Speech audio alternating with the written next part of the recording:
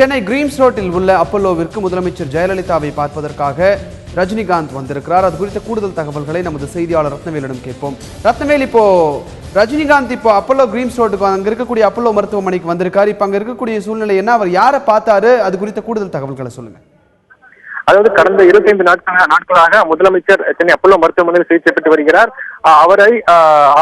அவருக்கு சிகிச்சை அளிக்கக்கூடிய மருத்துவரை பல்வேறு கட்சி தலைவர்களும் அரசியல் கட்சி தலைவர்களும் அவர்களை சந்தித்து முதலமைச்சரின் உடல்நிலை குறித்து விசாரித்து வருகின்றனர்.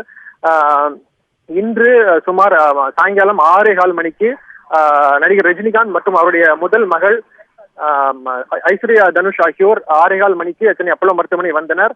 சுமார் அரை மணி நேரம் அவர்கள் அப்பல்லோ மருத்துவமனையில் தங்கியிருந்து முதலமைச்சருக்கு அளிக்கப்படும் சிகிச்சைகள் குறித்தும் என்னென்ன முதலமைச்சர் எவ்வாறு தேடி வருகிறார் என்பது குறித்தும் அவருக்கு சிகிச்சை அளிக்கக்கூடிய மருத்துவரிடம் விளக்கி கூறியதாக தெரிகிறது.